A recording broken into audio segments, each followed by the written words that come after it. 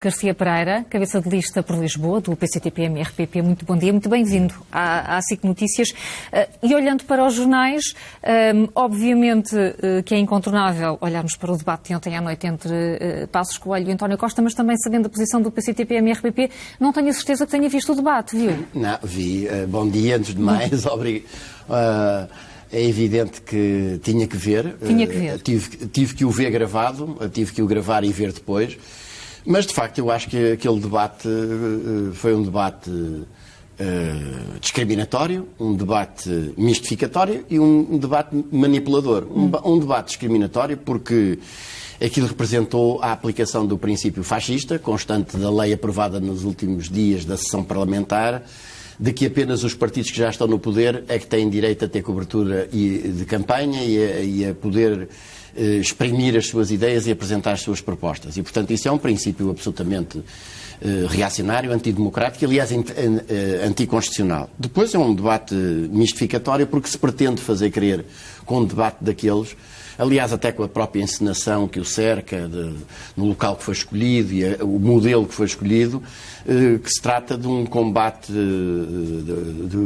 de boxe entre dois candidatos a Primeiro-Ministro. E não é isso que os portugueses vão fazer no dia 4 de outubro. Exatamente. E aquilo, primeiro, estas eleições são para que os portugueses escolham aqueles que consideram ser os 230 melhores deputados.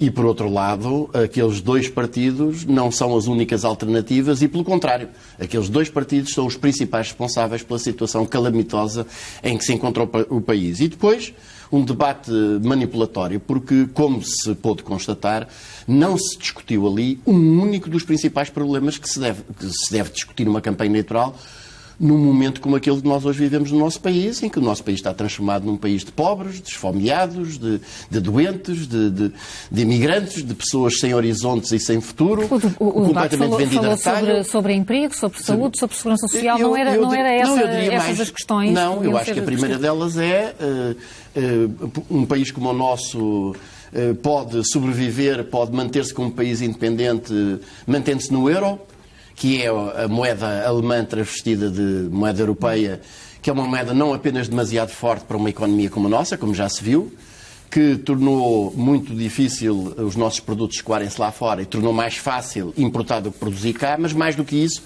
que retirou qualquer soberania ou independência em matéria monetária, em matéria fiscal, em matéria cambial, em matéria orçamental, em matéria económica e financeira, visto que nós não podemos tomar uma única dessas medidas que não tenha a chancela prévia de Berlim, de Bruxelas. É por isso que o PCTP-MRPP defende a saída do euro. Como é que isso seria feito?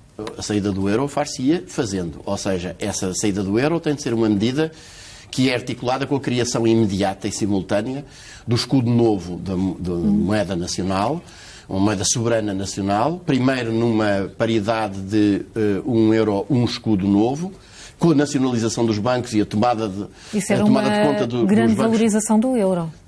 Já lá vamos, mas era só para explicar que é indispensável a nacionalização dos bancos e tomar-se conta dos bancos exatamente para impedir aquilo que se passou na Grécia e para impor a circularização imediata da nova moeda. E, portanto, num primeiro momento, esta paridade e, num segundo momento, uma desvalorização que nós calculamos em cerca de 30% do escudo novo relativamente ao euro, que tornaria mais caro os produtos que nós importamos, mas, por um lado, representaria o reganhar da nossa liberdade e da nossa independência nacional. Repare, o nosso país não está condenado a ser o país miserável que é hoje. Um país com 1.400.000 desempregados, um país com 2,5 milhões de pobres, um país em que 1/3 das crianças portuguesas passa fome, um país onde 1.200.000 pessoas não têm médico de família. Não estamos condenados por uma fatalidade do destino.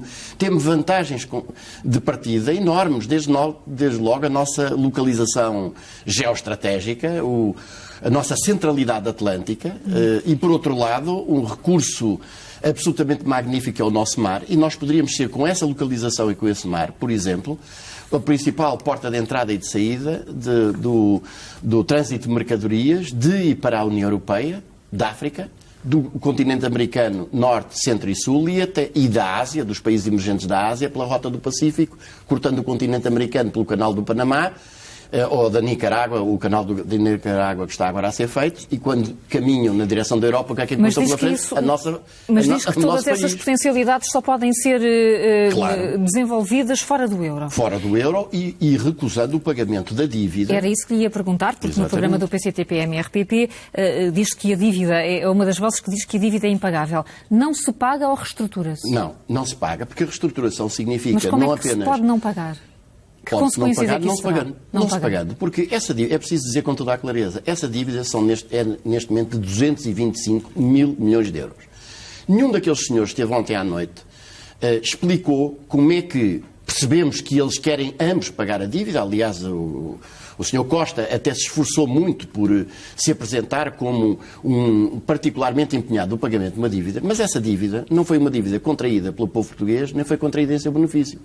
Mas essa dívida resulta em nome do Estado português. Essa dívida é uma dívida que foi, em primeiro lugar, o resultado do processo de integração europeia tal como ele foi feito e que se caracterizou por os dinheiros que vieram da União Europeia serviram para financiar o abate da nossa capacidade produtiva. Os senhores agora não se preocupem com a agricultura é com a França. E os dinheiros que vieram serviram foi para financiar o abandono dos campos, o corte das árvores, o arranque das vinhas. Não se preocupem com a indústria, que a indústria agora é sobretudo com a Alemanha. E, portanto, liquidou-se mas o senhor é um homem da lei. Como é que, do ponto de vista até da lei, o Estado português pode dizer que não paga? Em primeiro lugar, esta dívida resulta disto, ou seja, de uns governantes portugueses que não tinham mandato, porque nunca ouviram a opinião de nenhum de nós sobre a entrada na CEE, terem feito durante 9 anos, de 1976 a 1985, uma negociação que, quando finalmente os cidadãos portugueses foram confrontados com o facto consumado, para o qual nunca foram consultados, da entrada na CEE, verificaram que tinham vendido os principais recursos do país aos países mais ricos. Mas resulta, sobretudo, e este é o segundo aspecto e ainda mais importante do primeiro, de se ter transformado em pública uma dívida que era dos bancos. O acordo, o chamado memorando de entendimento da Troika, aquilo que representa significa uma dívida que é dos bancos, que por um lado, pelas trafolhices jurídico-financeiras que todos os dias saltam mais à vista. E, por outro lado, por uma lógica de irem buscar dinheiro emprestado ao Banco Central Europeu a 0,5%, 0,6%. E depois a emprestarem aos Estados e aos cidadãos a 2%, 3%, 4%. Entraram na completa falência, enquanto os respectivos acionistas, como a quadrilha de bandidos do Sr. Ricardo Salgado e companhia, enchiam os bolsos até mais não. E o que o memorando de entendimento fez foi transformar uma dívida privada numa dívida a ser paga pelo povo português. O povo português não pode pagar. Essa dívida é uma dívida impagável. É preciso dizer aqui que essa dívida vence juros absolutamente astronómicos, 7,5 mil milhões de euros, só este ano, que vão subindo sempre. Quando chegarmos a 2020, são 17 mil milhões de euros de dívida.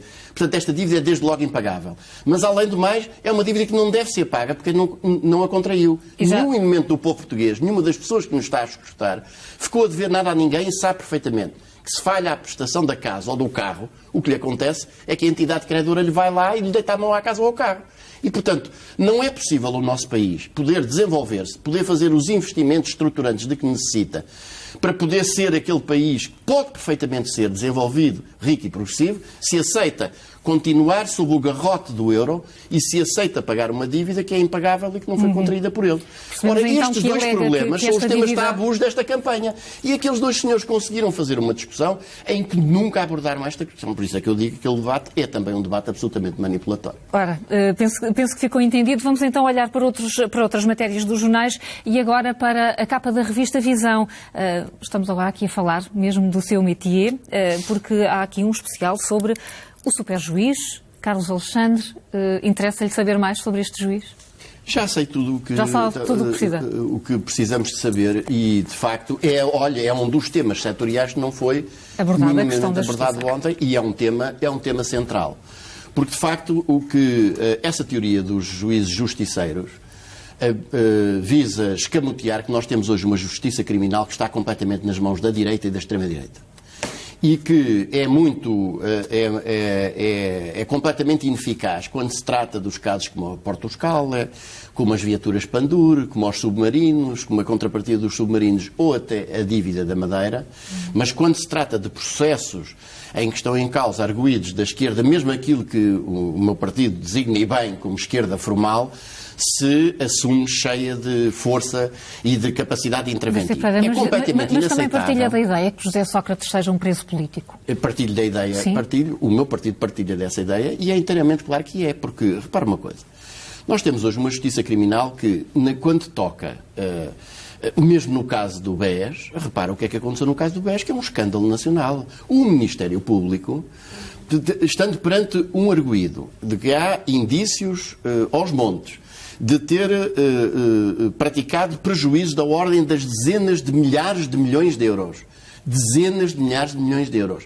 Os prejuízos do Grupo Espírito Santo no seu conjunto vão para cerca entre 30 a 50 mil milhões de euros. E os contribuintes portugueses já tiveram que meter, já lhes foi sacado do seu bolso, os contribuintes, leia-se, trabalhadores, os titulares de salários e de pensões, já lhes foi sacado no bolso qualquer coisa como 7,2 mil milhões de euros. Os 3 mil milhões que o Sr. Draghi, na noite das facas longas, em que se aplicou aquele golpe de Estado da resolução, exigiu a imediata devolução, e o fundo de resolução, que devia lá ter 4,9 mil milhões de euros metidos pelos bancos, e tem apenas 700 milhões, e portanto os 4,2 saíram dos nossos bolsos. A Justiça está completamente politizada. Ora, num caso destes, o que o Ministério Público propôs foi que a caução que o Sr. Ricardo Salgado já tinha prestado no âmbito do processo servisse também para este, sem a aplicação de nenhuma outra medida de coação, e Sua Excelência pôde seguir tranquilamente de Mercedes a caminho do seu palácio, onde passa férias neste momento.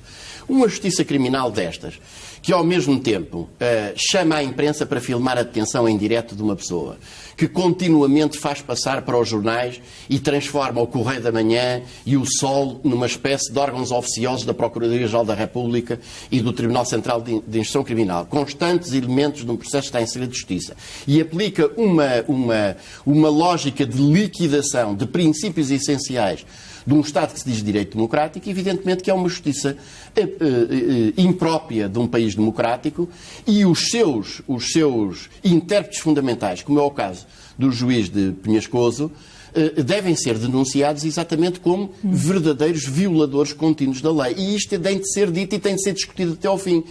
Porque todos os democratas deste país estão em risco com um processo criminal desta natureza. É isso que diz Garcia Pereira. Estamos com tão pouco tempo. Queria ainda ouvi-lo falar sobre a questão da xenofobia, a questão dos refugiados e da forma como a Europa está a saber lidar ou não com este problema. Eu acho que a questão essencial que está aqui há dois pontos essenciais e, tão sinteticamente quanto possível, queria chamar a atenção para eles. Por um lado, o facto de, exatamente, a falência dos partidos que se dizem socialistas, de que o exemplo mais evidente é o Sr. Hollande, que ganhou umas eleições com maioria absoluta, apresentando-se aos trabalhadores franceses como sendo uma alternativa de esquerda, e a primeira coisa que fez quando chegou ao poder foi meter-se num avião e ir prestar vassalagem à Sra. Merkel. E a segunda coisa que fez foi aplicar um plano de austeridade ainda pior do que o Sr. Sarkozy. Portanto, partidos traidores como estes, evidentemente que abrem o campo ao avanço da direita e da extrema-direita, como sucedeu, por exemplo, no caso da Hungria, perante o silêncio cúmplice de tudo o que era eurodeputados, inclusivamente os portugueses, com a ascensão ao poder, exatamente pelo terreno deixado livre por este tipo de oportunistas e traidores, de partidos de direita e de extrema-direita, com cartazes por toda a Hungria a proclamar a grande Hungria, tal e qual como a Sra. Merkel defende o Lebensraum do Sr. Hitler. E, em segundo lugar, que este movimento de refugiados respeita a pessoas que fogem precisamente daqueles locais onde a União Europeia provocou a guerra. O imperialismo europeu, a União Europeia, a União Alemã da Sra. Merkel, representa a guerra porque, bem como o imperialismo americano, exatamente sob os mesmos pretextos que levaram à invasão do Iraque, os pretextos da proteção dos direitos humanos, a União Europeia e os Estados Unidos da América promoveram a queda do regime na Líbia e puseram lá um regime tão ditatorial ou pior que o anterior.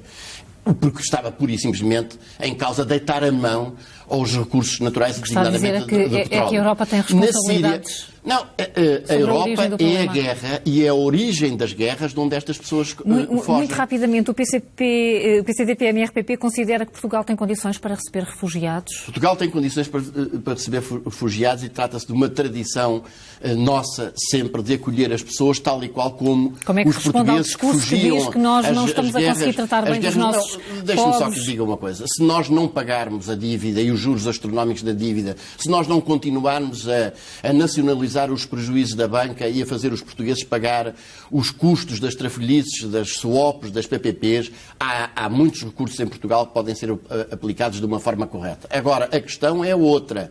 É que se tem que ir não à foz, mas à nascente.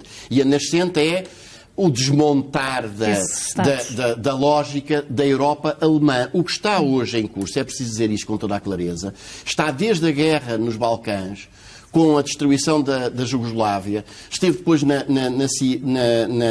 Líbia, esteve depois no Egito, está na Síria, que é o único aliado do Irão e da Palestina. E, portanto, o que está aí em causa é a criação de um espaço vital para a grande Alemanha, que a Sra. Merkel está a procurar construir através da União Europeia, conseguindo, por essa via, aquilo que as divisões de Adolf Hitler não conseguiram na Segunda Guerra Mundial. Garcia Pereira, muito obrigada por ter vindo aqui à revista de imprensa. Desejo-lhe uma boa campanha. Estes são os problemas que se deviam estar a discutir numa campanha eleitoral e não o folclore que nós estamos mistificando. Ainda bem que nos trouxe então cá esses temas para refletirmos. Desejo-lhe um bom dia.